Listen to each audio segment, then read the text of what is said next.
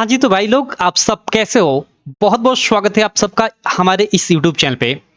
दोस्तों आज की इस वीडियो में मैं आपको पढ़ाऊँगा जो क्लास 10th का सोशल साइंस यानी सामाजिक विज्ञान है, उसमें हिस्ट्री का फर्स्ट चैप्टर यानी यूरोप में राष्ट्रवाद का जो उदय है, उसके सारे के सारे एमसीक्यू। और इस वीडियो को अंत तक देखते-देखते आप खुद महसूस करोगे कि इससे बाहर कुछ आ ही नहीं सकता आपके एग्जाम में। और अभी-अभी आपका हाफ ईयरली एग्जाम होने वाला है अक्टूबर में, ठीक है?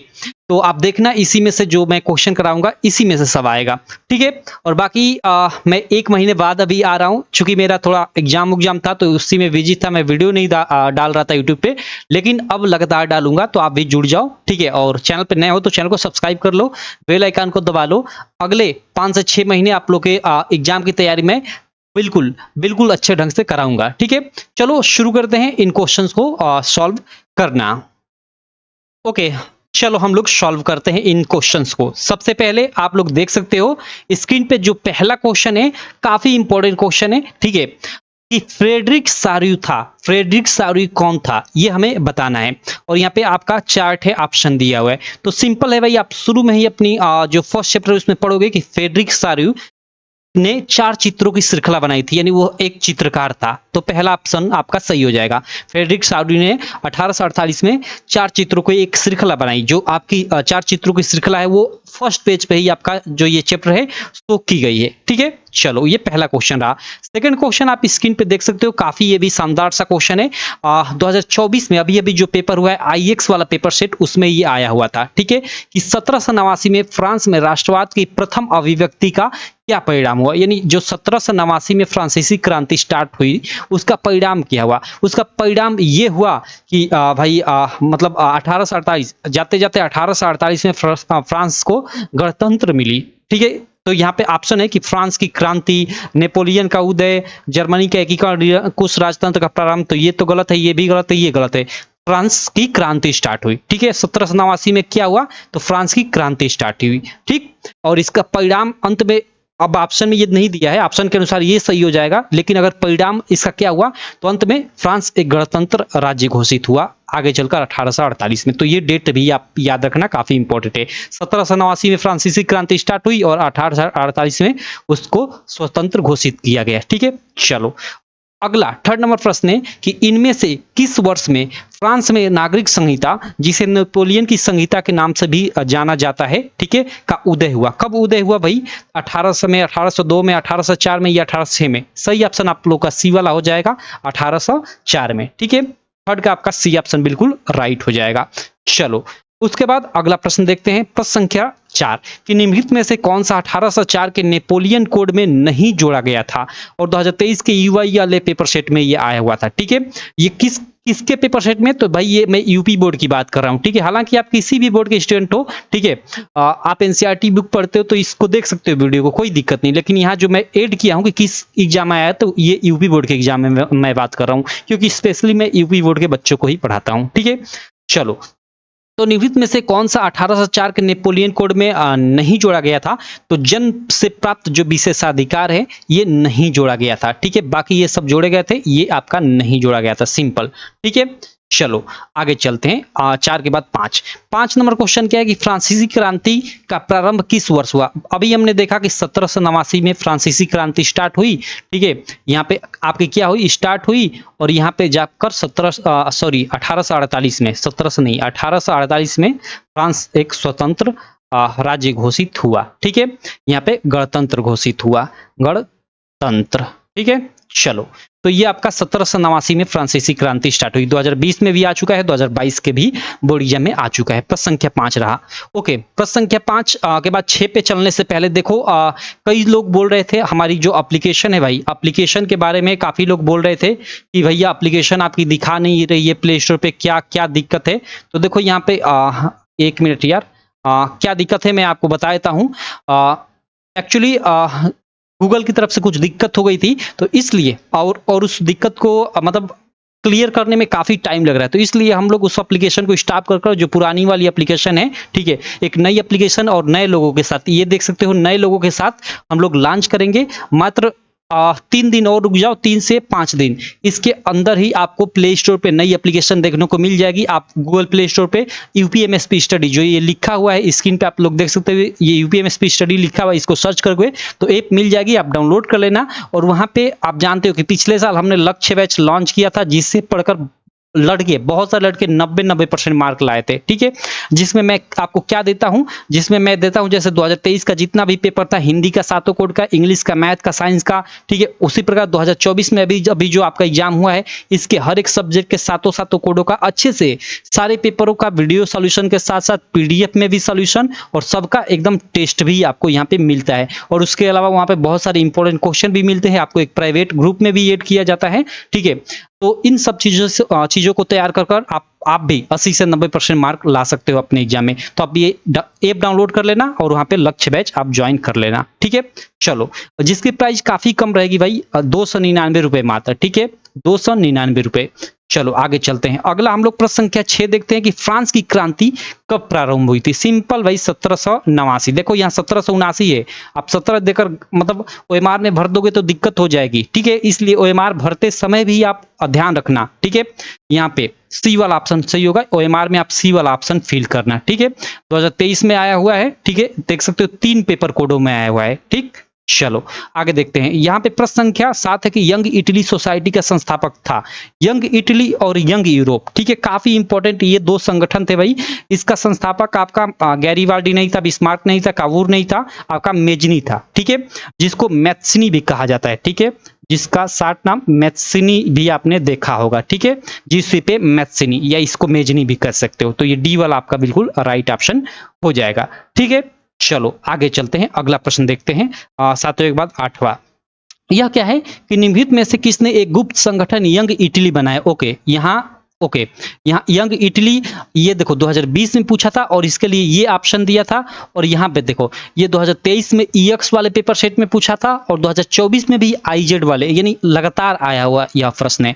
यहाँ पे केवल आपका ऑप्शन बदल दिया है। तो निम्नलिखित में से किसने एक गुप्त संगठन यंग इटली बनाया। तो गुप्त संगठन यंग इटली और यंग यूरोप, ये 2 चीजें याद रखना, इन दोनों को ही जिसपे मैथ्सनी, ये जो बी वाला जिसको आप मेजनी भी कहते हो। ठीक है, मेजनी भी इसका शार्ट नाम। ठीक है, तो आप जिसपे मैथ्सनी या मेजनी याद रखना।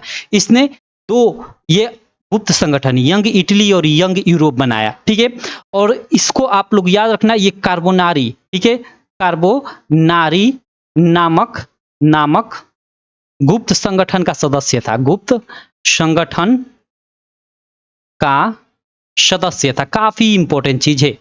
कार्बोनारी नामक गुप्त संगठन का सदस्य था। और लिगुरिया में इसे क्रांति करने के लिए, ठीक है, लिगुरिया में क्रांति करने के लिए इसे वहां से बहिष्कृत कर दिया गया था। ठीक है, क्रांति करने हेतु वहां से बहिष्कृत कर दिया गया था, यानी वहां से निकाल दिया गया था। ये लाइन आपके एनसीईआरटी की बुक में साफ साफ लिखी हुई है।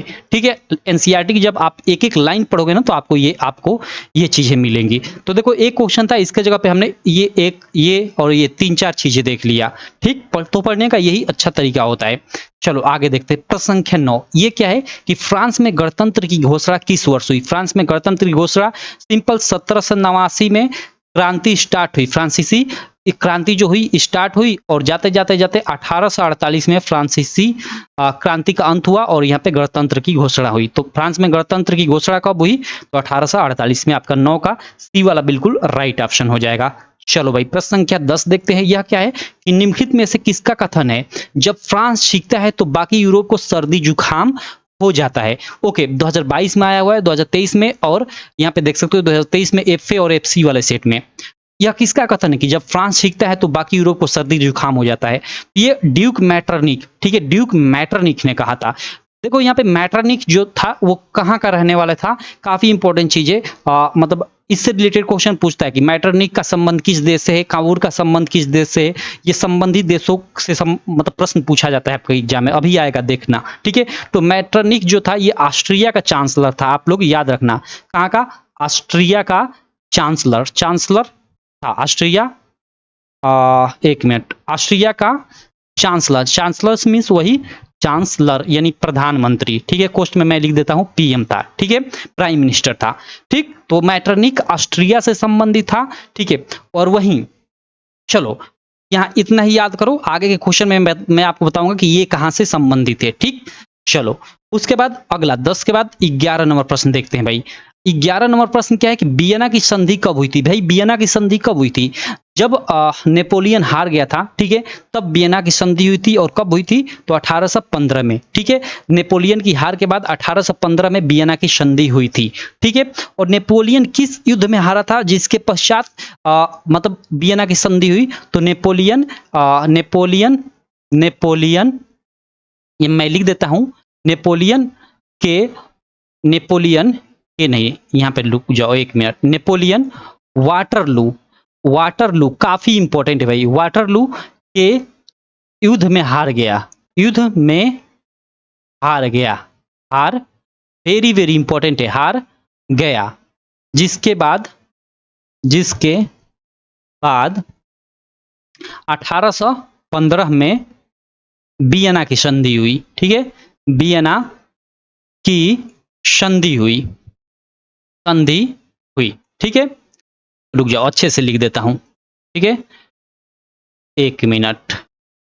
चलो संधि हुई। देखो ये जो पीडीएफ है ना, ये क्लास पीएनजी, ये पूरा का पूरा पीडीएफ जब आ जाएगी तो उस पर ये पूरा का पूरा ये भी पीडीएफ मिलेगा। जो मैं ये लिख रहा हूँ ये सब चीजें ऐसे ही लिखा हुआ, इसलिए मैं ये अच्छे से लिख दे रहा हूँ कि आप बाद में भी पढ़ सको, ठीक। तो ये भी क्वेश्चन आपसे पूछ सकता है कि वियना की संधि नेपोलियन की किस युद्ध में हार के पश्चात हुई? तो वाटरलू के युद्ध में, ठीक है। नेपोलियन वाटरलू के युद्ध में हार गया, जिसके पश्चात 1815 में वियना की संधि हुई थी। तो ये याद रखना, काफी ये इंपॉर्टेंट वाटरलू का युद्ध है, पूछ सकता है, ठीक। चलो ये भी पूछ सकता है कि वाटरलू का युद्ध कब हुआ? तो 1815 में। आगे चलते हैं 12 नंबर प्रश्न कि 1861 में एकीकृत इटली का सम्राट किसे घोषित किया गया? 2023 के यूआई वाले पेपर सेट में पूछा गया प्रश्न है। तो इमैनुएल द्वितीय, सिंपल। 1861 में एक जो इटली है उसका सम्राट किसे घोषित किया गया? तो इमैनुएल द्वितीय को। चलो आगे चलते हैं भाई। अगला प्रश्न संख्या 13, राष्ट्रवाद का प्रारंभ जिस देश से हुआ वह है? और 2022 में 2020 और 22 दोनों में प्रश्न पूछ चुका है। और यह प्रश्न काफी इंपॉर्टेंट है, और भी कई साल ये प्रश्न पूछा है, ठीक है। तो देखो राष्ट्रवाद का प्रारंभ जिस देश से हुआ वह कौन सा देश है? तो फ्रांस है, ठीक है। चलो आगे चलते हैं। अगला प्रश्न संख्या 14, कार्ल कैस्पर फ्रिट्ज जिसने फ्रेंच सेनाओं का ज्वेवेक्रेन शहर पर कब्जा करते हुए चित्र बनाया वह संबंधित था, ठीक है। यहाँ पे देखो 2-3 क्वेश्चन बनते हैं। एक तो पूछ सकता है कि कार्ल कैस्पर फ्रिट्ज कौन था, और आपको ऑप्शन में दे सकता है कि एक चित्रकार, एक मतलब योद्धा था, या मतलब ऐसे कई 4 ऑप्शन आपको बना देगा, तो उसमें से छांटना होगा। तो भाई एक ये तो याद रखना कि कार्ल कैस्पर जो फ्रिट्ज था वो एक चित्रकार था, ठीक है। और यह किस देश से संबंधित था? यहाँ पे हमें 4 ऑप्शन दिया है, इसमें से हमें बताना है प्रश्न संख्या 14 में। तो यह एक जर्मन, ठीक है, एक जर्मन चित्रकार था। ये आप लोग याद रखना, ये आपका डी वाला ऑप्शन बिल्कुल राइट हो जाएगा। ये देखो ये फिगर दिया हुआ है, इसी फिगर को उसने ये बनाया था। आप लोग मतलब अपनी एनसीईआरटी की बुक में देखना, एनसीईआरटी के बुक में ये फिगर दिया हुआ है, ठीक है। चलो आगे चलते हैं। प्रश्न संख्या 14 के बाद 15 पर, जर्मनी को किस वर्ष एक स्वतंत्र राज्य घोषित किया गया? ओके, यहां हमें बताना है कि जर्मनी को किस वर्ष एक स्वतंत्र राज्य घोषित किया गया, ठीक है। चलो यहाँ पे देख सकते हो आपका 4 ऑप्शन दिया हुआ है कि 1871 में, 72 में, 76 में या 1880 में। ये हम लोग की प्रश्न संख्या 15 है। तो इसके लिए आपका सही ऑप्शन हो जाएगा ए, जर्मनी को 1871 में क्या किया गया कि एक स्वतंत्र राज्य घोषित किया गया। आगे चलते हैं। अगला प्रश्न 16 देखते हैं। यह क्या है कि जर्मनी के एकीकरण का श्रेय इनमें से किससे दिया जाता है? ठीक है, जर्मनी के एकीकरण का श्रेय इनमें से किसे दिया जाता है? तो वो है ऑटो वन बिस्मार्क। आप लोग याद रखना। अब यहीं पे मैं आपको बताता हूँ 2020 में और 22 में ये प्रश्न आया हुआ है। ठीक है, यहाँ पे देखो जर्मनी के एकीकरण में मुख्य भूमिका किसकी थी? इसी प्रश्न को मतलब आपका उल्टा कर दिया है, ऑप्शन केवल बदल दिया है। ठीक है, और देखो ये कितनी बार आ चुका है, बहुत ही इंपॉर्टेंट चीज है। ठीक, तो देखो जर्मनी के एकीकरण का श्रेय किसे दिया जाता है? तो ऑटो वन बिस्मार्क को। और यहाँ पे देखो जर्मनी के एकीकरण में मुख्य भूमिका किसकी थी? तो इसका भी आपका ऑटो वन बिस्मार्क हो जाएगा। 17 का भी सी ऑप्शन हो जाएगा। ठीक है, केवल यहाँ पे ऑप्शन बदल दिया है। अब देखो यहाँ पे कुछ चीजें मैं आपको लिखवा देता हूं। यह ऑटो वन बिस्मार्क कहाँ से संबंधित था, तो यहाँ जर्मनी के एकीकरण में इसका मतलब इसका श्रेय दिया जाता है, यानी यह जर्मनी से संबंधित था। यह कहाँ से संबंधित था भैया, जर्मनी से था। ठीक है, उसके अलावा देखो यहाँ पे ये इंपॉर्टेंट नहीं है, काइजर विलियम प्रथम हिटलर, ये मैत्सिनी काफी इंपॉर्टेंट है, यहाँ पे मैं लिखवाता हूँ। ठीक है, देखो नेपोलियन बोनापार्ट, ये तो आप जानते ही हो, फ्रांस से संबंधित था। ठीक है, उसके अलावा ये आपका जिसेपे गैरीबाल्डी, देखो गैरीबाल्डी और यहाँ पे ये मैत्सिनी, ठीक है, आपका ये इटली से संबंधित है, दोनों इटली, मैत्सिनी और गैरीबाल्डी, यहाँ पे मैं गैरीबाल्डी, ये भी आपका इटली से संबंधित था। और उसके अलावा आपका ऑटो बिस्मार्क, तो आप इधर मैंने लिखवा ही दिया कि ये आपका जर्मनी से संबंधित था, यहाँ मैं लिखवा ही दिया, लेकिन यहाँ पे लिख देता हूँ ये आपका जर्मनी से संबंधित था। आप लोग याद रखना, ये चीजें काफी इंपॉर्टेंट है। ठीक है, तो ये चलो इतना हो गया, मैत्सिनी हो गया इटली से, जिसपे गैरीबाल्डी हो गया, चलो, और नेपोलियन बोनापार्ट फ्रांस से, ऑटो बिस्मार्क जर्मनी से। चलो, तो ये चार चीजें आप लोग याद रखना, इनसे रिलेटेड प्रश्न आपके एग्जाम में पूछा जाता है। ठीक, चलो उसके बाद 18 नंबर, देखो यहाँ पे देखो आ ही गया प्रश्न, नेपोलियन का संबंध किस देश से था, ऐसे ये प्रश्न पूछता है, 2020 में पूछ चुका है यह प्रश्न, तो ये फ्रांस से। ठीक है, नेपोलियन का संबंध किस देश से था, तो फ्रांस से, सी वाला ऑप्शन बिल्कुल राइट हो जाएगा। प्रश्न संख्या 19 है कि नेपोलियन संबंधी था, देखो ओके, मतलब वही प्रश्न यहाँ पे इस प्रकार पूछा है, ऑप्शन ये दिया है, और यहाँ पे इस प्रकार पूछा है और ऑप्शन ये दिया है। ठीक है, 2023 में एफवी वाले सेट में पूछा गया है, तो नेपोलियन का संबंध फ्रांस से था, ये आपका ए वाला इसमें राइट ऑप्शन हो जाएगा। ठीक, प्रश्न संख्या 20 है कि इटली का एकीकरण किसके नेतृत्व में किया गया, इटली का एकीकरण किसके नेतृत्व में किया गया, ये हम लोग की प्रश्न संख्या 20 है। तो भाई आप लोग याद रखना, इटली से संबंधित कौन है, देखो ऑटो बिस्मार्क, तो हम लोगों ने अभी देखा यह जर्मनी से संबंधित है, जर्मनी के एकीकरण से संबंधित है, जर्मनी के एकीकरण से संबंधित है, तो ये जर्मनी से संबंधित है। जिसेपे गैरीबाल्डी, ये आपका बिल्कुल राइट हो जाएगा, इटली के एकीकरण में इसने महत्वपूर्ण भूमिका निभाई, ये आपका इटली से संबंधित है, मैं पीछे आपको बता भी चुका हूं। ये नेपोलियन आपका फ्रांस से संबंधित है। ठीक है, ये इंपॉर्टेंट चीज है। आगे चलते हैं। ठीक है, आगे देखते हैं, आगे देखो, जिसेपे मैत्सिनी का संबंध कहां से था भाई, मैत्सिनी या जिसको मेजिनी भी बोलते हैं, ये इटली से संबंधित था भाई, इटली से। ठीक है, यहीं पे लिख दो या चलो छोड़ो, यहीं पे आप लोग याद कर लेना, ये आपका इटली से संबंधित था। ये कहां से संबंधित था, इटली से। ठीक है, चलो आगे चलते हैं। जिसपे मैत्सिनी का संबंध था तो इटली के एकीकरण से एक तरह से। ठीक है, आगे देखते हैं। प्रश्न संख्या 22 कि निम्न में से 1832 की किस संधि के फलस्वरूप यूनान को एक स्वतंत्र राष्ट्र के रूप में मान्यता मिली। ठीक है, कुस्तुनतुनिया संधि, आप लोग याद रखना, कुस्तुनतुनिया की संधि के फलस्वरूप यूनान को एक स्वतंत्र राष्ट्र की मान्यता मिली, ये डी वाला ऑप्शन बिल्कुल आपका राइट हो जाएगा।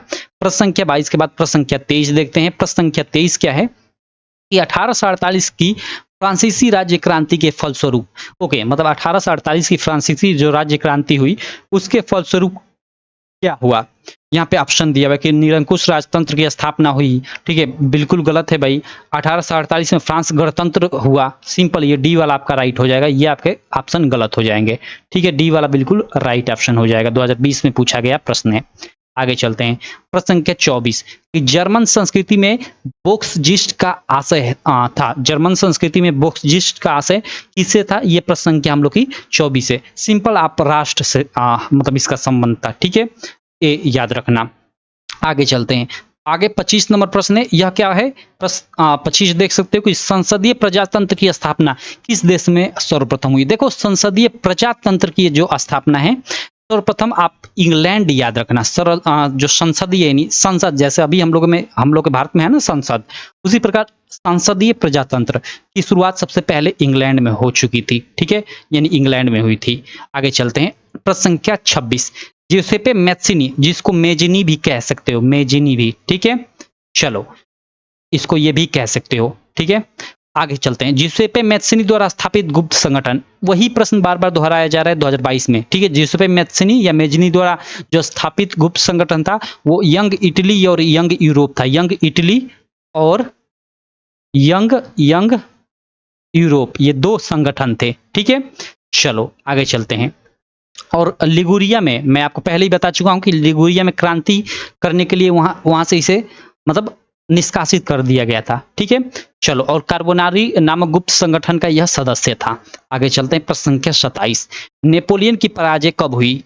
ओके, ये प्रश्न पूछा है 2022 में, और नेपोलियन बोनापार्टा की पराजय, वही नेपोलियन बोलो या नेपोलियन बोनापार्टा पूरा नाम, की पराजय कब हुई? 2023 के आईजेड वाले पेपर, 2023 की 2024 वाले पता नहीं, यहाँ पे 23 लिखा है लेकिन आईजेड तो 24 का पेपर कोड है, शायद 24 में पूछा होगा। ठीक है, चलो, तो ये आपका प्रश्न है। तो नेपोलियन की पराजय कब हुई? यानी वही भाई 1815 में हुई थी, जिसके फलस्वरूप वियना की संधि हुई थी। और किस युद्ध में? तो वाटरलू के युद्ध में। वाटर, मैं लिख देता हूं, एक मिनट, वाटरलू के युद्ध में हार हुई थी। ठीक है, चलो, ये आप लोग याद रखना। ये भी पूछ सकता है कि नेपोलियन की पराजय 1815 में किस युद्ध में हुई थी? तो वाटरलू के युद्ध में।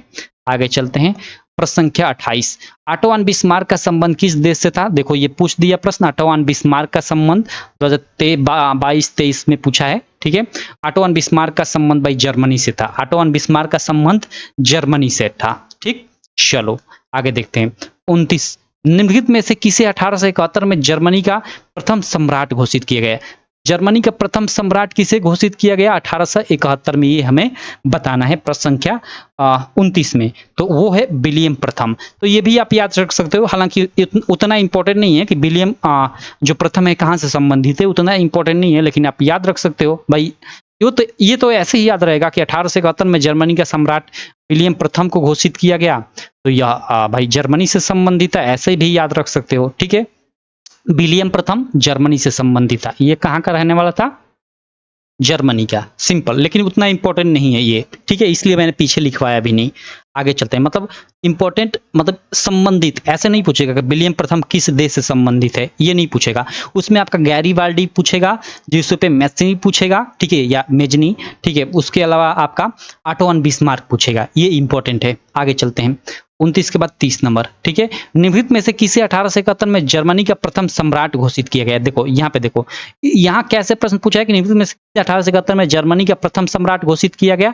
ठीक है, और यहाँ पे देखो, निम्नलिखित में से किसे 1871 में जर्मनी का प्रथम सम्राट घोषित किया गया, सेम प्रश्न पूछा है, और यहाँ पे केवल आई थिंक ऑप्शन इधर उधर कर दिया है। ठीक है, चलो, तो यहाँ पे देखो, इसमें भी आपका विलियम, सॉरी द्वितीय नहीं यार, प्रथम, देखो कैसर विलियम प्रथम, पूरा नाम कैसर विलियम प्रथम, ये ए वाला आपका राइट ऑप्शन हो जाएगा।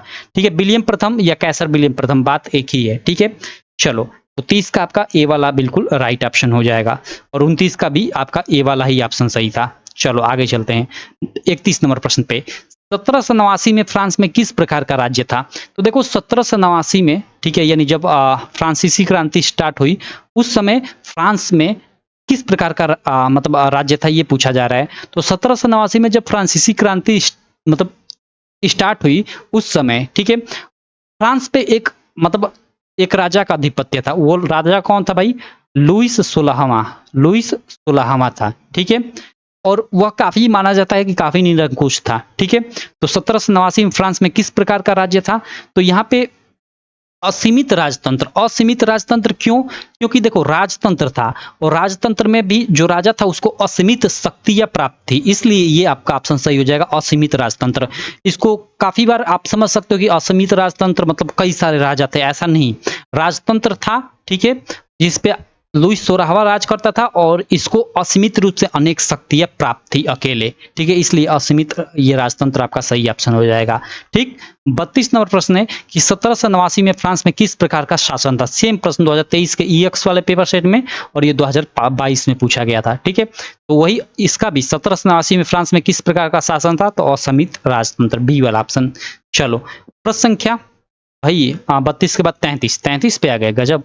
चलो, 33 नंबर प्रश्न है कि निरंकुशवाद का तात्पर्य, निरंकुशवाद का तात्पर्य साफ साफ आपकी एनसीईआरटी की बुक में निरंकुशवाद कर नया शब्द उसमें निरंकुशवाद को डिफाइन किया है कि ऐसी शासन व्यवस्था जिसमें सत्ता पर किसी का अंकुश नहीं होता, केवल राजा का होता है। ठीक है, तो ये इसके लिए बी वाला ऑप्शन आपका राइट हो जाएगा।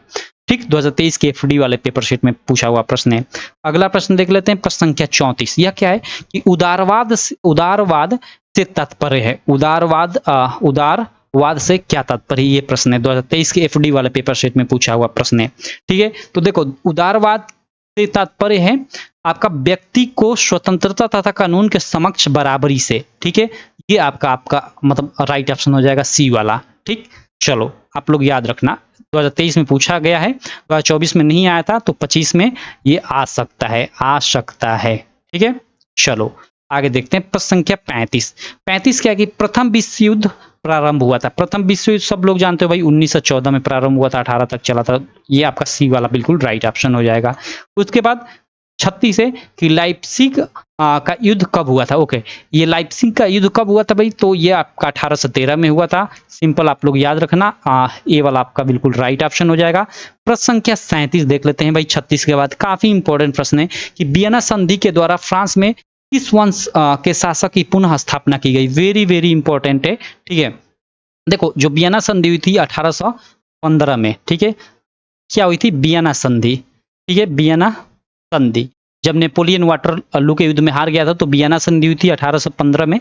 ठीक है, उसमें संधि के पश्चात पहले जो बुर्बो वंश था, ठीक है, ये इसका ये वाला ऑप्शन सही है। जो बुर्बो वंश था पहले मतलब राज करता था, तो उसे मतलब नेपोलियन के द्वारा हटा दिया गया था, मतलब हराकर। लेकिन पुनः जब वियना संधि हुई तो उसे मतलब राजा एक तरह से बोल सकते हैं बना दिया गया था। तो ये इसकी स्थापना, पुनः स्थापना बुर्बो वंश की हुई थी। ठीक है, बाकी ये आपके गलत हैं।